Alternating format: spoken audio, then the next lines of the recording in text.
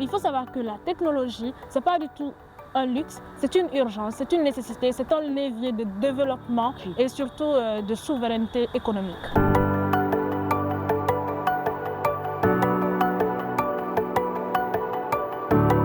La technologie n'a de sens que lorsqu'elle sert la société. C'est l'esprit de Tech and Society. Chers téléspectateurs, bonjour ou bonsoir selon votre position géographique. Bienvenue dans votre émission Tech and Society, un espace d'échange et de valorisation dédié aux étudiants, aux jeunes talents et aux entrepreneurs du numérique.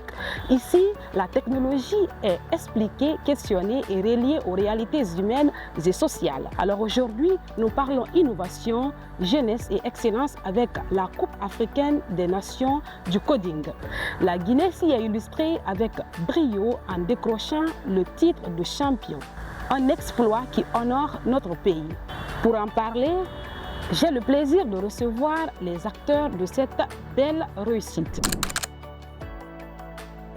Salut tout le monde, ici c'est Halimatou Diallo, étudiante en 3e année de licence au centre informatique de l'université Gamal Abdel Nasser, plus précisément au département de nouvelles technologies de l'information et de la communication. Moi c'est Roger Tambadoumbadouno, étudiant en licence 3 en développement logiciel et sécurité informatique au centre informatique de l'université Gamal Abdel Nasser de Conakry. En fait, tout a commencé d'abord par une sélection rigoureuse des membres de l'équipe. Nous sommes 4 au total, en fait, les membres de l'équipe. Et en tant que chef d'équipe, il fallait que je parte sur une répartition claire des rôles. On a commencé par élire un stratège, qui est là, Oumar Kondé. Et ensuite, on est parti prendre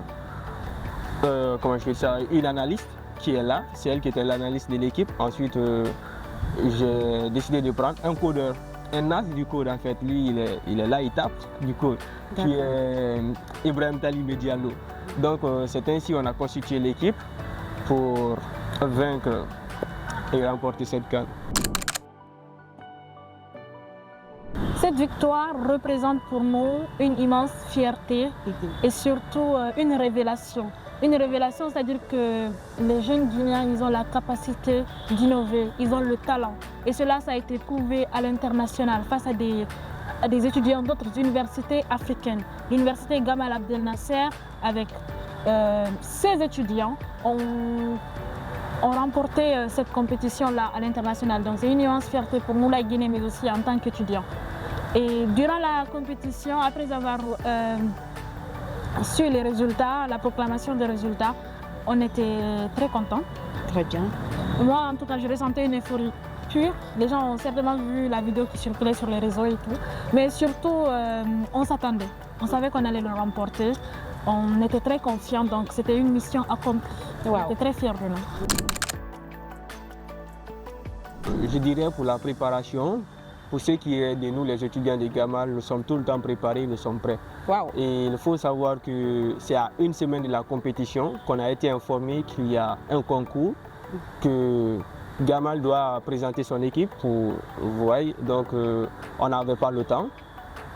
Et comme je vous ai dit, on est tout le temps prêts. C'est ce qui nous a permis de se lancer dans la conquête et on est ressorti victorieux. Les défis qu'on a dû rencontrer face aux autres équipes, en fait, il y avait des équipes plutôt coriaces, mais on est allé avec une cible en tête, c'était l'équipe de Madagascar sur le plan international, vu que la première édition en 2025, c'est eux qui, en 2025, oui, c'est eux qui l'avaient remporté, et avec un score très élevé. Donc on est parti sur cette base en fait. D'accord. On a visé la Lune en fait, et on a aussi atterri sur la Lune. C'est ça. Félicitations à vous. La technologie vous passionnait déjà avant cette aventure? Oui, tout à fait. J'ai toujours été passionnée de technologie. Je suis une grande fan de Star Wars. Donc la technologie, ça m'a toujours fait rêver et je crois à la technologie parce qu'avec ça, aujourd'hui, on peut même penser à coloniser des planètes, à faire un voyage spatial. Donc on commence un peu bas avec la programmation et on monte step by step. Quels éléments ont fait la différence pour vraiment remporter ce titre? Il faut savoir déjà que l'élément principal, à mon sens, c'est la confiance en soi. D'accord. Comme l'avait dit tout à l'heure le chef de l'équipe, en fait, on est prêt. On est toujours prêts, nous les étudiants de Gamal. D'accord. Donc le fait d'être prêt, cela démontre un peu une sorte de confiance en soi. D'accord. Et Au-delà de cette confiance, il y a le travail rigoureux qu'on a dû fournir en un temps, en un petit temps en fait, en un petit moment. On a aussi la discipline dans ce qu'on faisait et surtout l'esprit d'équipe. Travailler sous pression, se répartir les tâches. On a appris vraiment à faire valoir les idées de chacun. Parce que chacun proposait des idées qui étaient excellentes. Mais quelle idée allait nous permettre de remporter ce titre? Donc il a fallu vraiment qu'on soit solidaires entre nous, qu'on ait cet esprit d'équipe-là et qu'on sache travailler sous pression et surtout savoir garder le sang-froid. C'est le fait de savoir garder le sang-froid qui nous a permis à garder le cap et avoir la tête sur les épaules. Pour terminer, il n'est pas facile de voir les filles dans ce domaine jugé complexe ou difficile. Que diriez-vous à ces jeunes filles qui hésitent encore à se lancer dans la tech?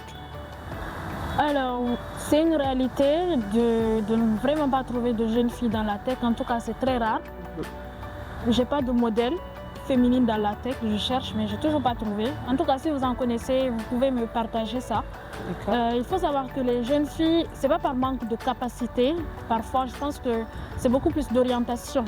Pour être dans un domaine, on a beaucoup plus envie qu'il y ait une sorte d'influence. Vous voyez, une sorte d'influence, d'impact.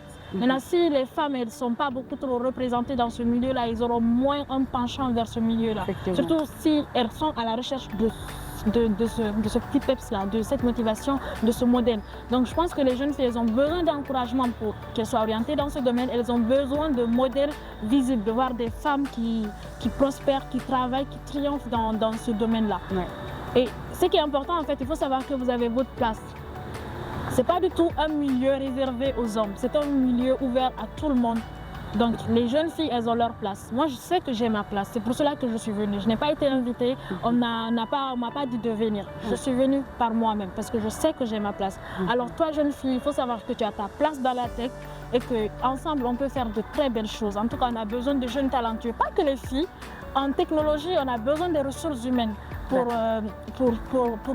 s'imposer aussi dans le monde. Parce qu'aujourd'hui, à travers la technologie, les puissances se développent. Enfin, c'est une révolution, nous sommes dans une ère de révolution technologique, je veux dire. Donc, il faut savoir que la technologie, ce n'est pas du tout un luxe, c'est une urgence, c'est une nécessité, c'est un levier de développement et surtout de souveraineté économique. Quel message souhaitez-vous adresser aux jeunes étudiants, en particulier à ceux qui s'intéressent ou évoluent dans les domaines technologiques ou numériques? Je les dirais d'avoir la tête sur les épaules parce que le domaine de la technologie et du numérique, c'est un domaine global qui couvre tous les domaines qui existent dans ce monde. Et c'est un domaine très très passionnant aussi. Avec un peu de rigueur, vous verrez que ça peut être fun, plus fun même, disons, une partie du jeu en fait. Mais il faut avoir la tête sur les épaules, il faut avoir surtout la tête sur les épaules, être rigoureux et être passionné. Parce que sans la passion, je vous dirais que vous perdez votre temps dans la technologie. Il faut avoir la passion avant tout. Donc c'est ce que j'ai à dire aux jeunes étudiants qui souhaitent suivre ce chemin. Et nous voilà à la fin de cette émission spéciale, chers téléspectateurs. Un grand bravo à notre équipe guinéenne, championne à la CAN du coding. Leur parcours illustre parfaitement le talent, le travail et la créativité de notre jeunesse dans le numérique. Merci à vous pour votre ténacité. Continuez à nous suivre pour d'autres histoires inspirantes et à croire en vos rêves numériques. C'était votre animatrice Georgette Seibatou Sanou, journaliste chez Grune 224 TV, média partenaire d'Afrotech. Et derrière la caméra, M. Elhaj Ousmane Baldé, connu sur le nom de Pour le Fouta, l'optimiste Baldé. À bientôt et surtout prenez soin de vous. Bye!